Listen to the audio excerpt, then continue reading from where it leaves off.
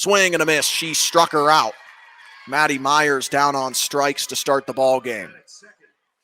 That's Lexi Hames, who able to get her first strikeout of the game on the first at way. Swing and a miss. Back-to-back strikeouts to start the game for the Raiders ace. And it brings up Callie Henney, the number 3 hitter, with 2 outs and the bases empty. The plate showing bunt, getting it down. Picked up by the third baseman. The throw to first is late. Now a throw over to second. Back safely there is Cratcheville. But it is a bunt hit for Pasquale. 2 on, nobody out for Anna Kulkowski. Out, here's the pitch. It's another good bunt up the first base side. And the ball is dropped.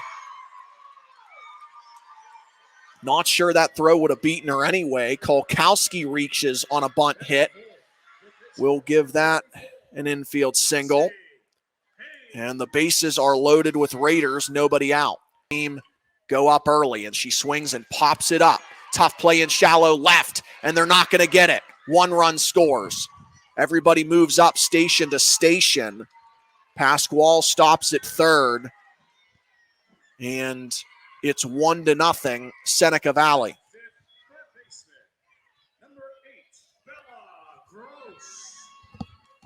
Pitch. Line drive, well hit toward left. This one's over the head of the left fielder, Myers. 1 run scores.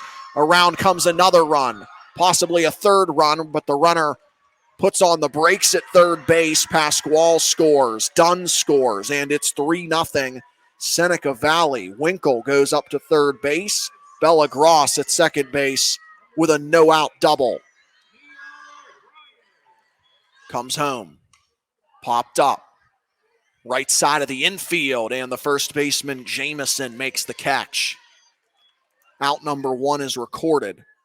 Here's the pitch. Good bunt up the first base line. Throw to first, and out at first. Runner breaks for the plate, and she's out. So Nev Miller is retired to Selesky. That's a called third strike. 3 strikeouts through the first 4 batters for Lexi Hames. 4 up, 4 down so far. Up comes Gillis.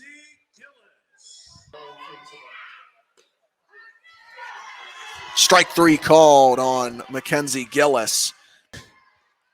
High fly ball hit well toward left. This one is gone. Marissa DeLuca, the Pine-Richland shortstop and 6-hitter, has gone deep off Lexi Hames in the second. It's 3-1. And so we were wondering who's going to crack the code of Lexi. Pitch to Agaloo, taken for a called third strike. A good breaking pitch from Hames. No, lose the best. Ground ball left side, a base hit for the 9-hitter Emery Rice.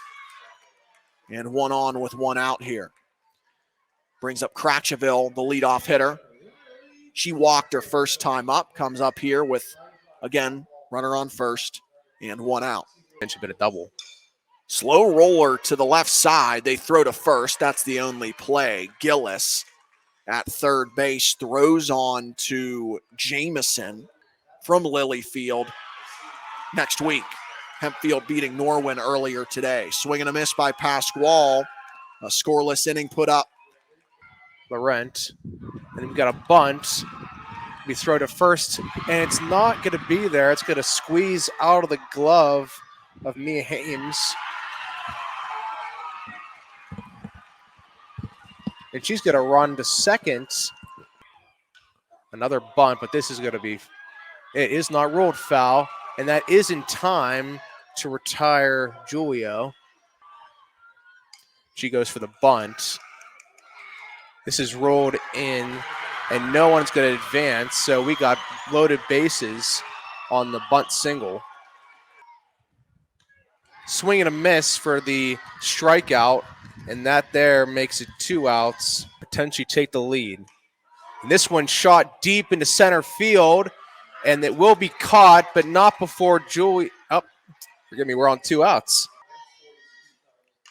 This one shot over to short left field, and it's going to drop for the base hit.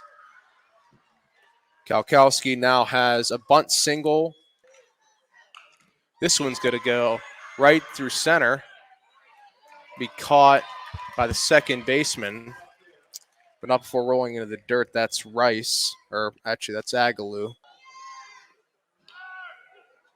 And steal by on second, and Gross will stay, but not before we see Dunn take it home herself, and now we have a 4-1 game. This one trickles, and we have a wild pitch that'll result in Gross stealing for third.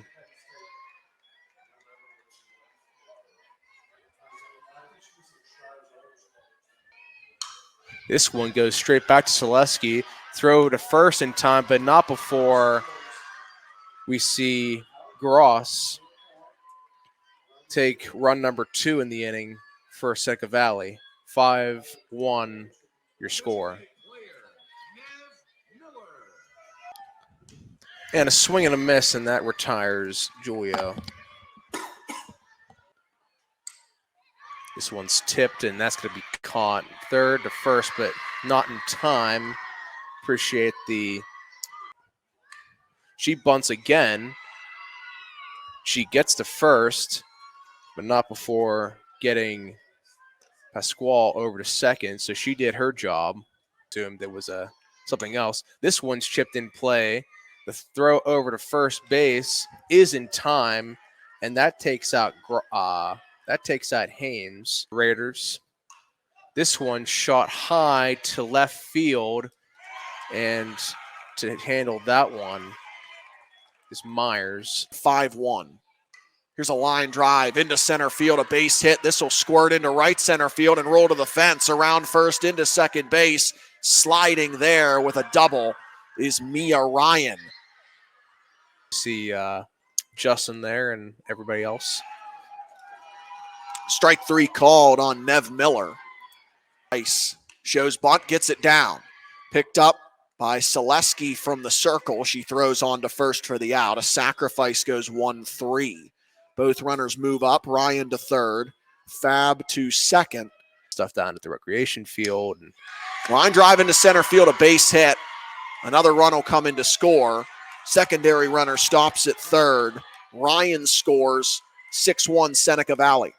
A breathtaking place to have these games. Line drive into left center field. That's a base hit. Bobbled in center by Langer. She gets it back in as quickly as she can, but the runners in Cratcheville and Pasquale get to second and third in section play. That's a good season. Fly ball out to right. This will do it for the 6th. Laurent makes the catch to retire Anna Kolkowski, but Seneca Valley picks up 2 more runs.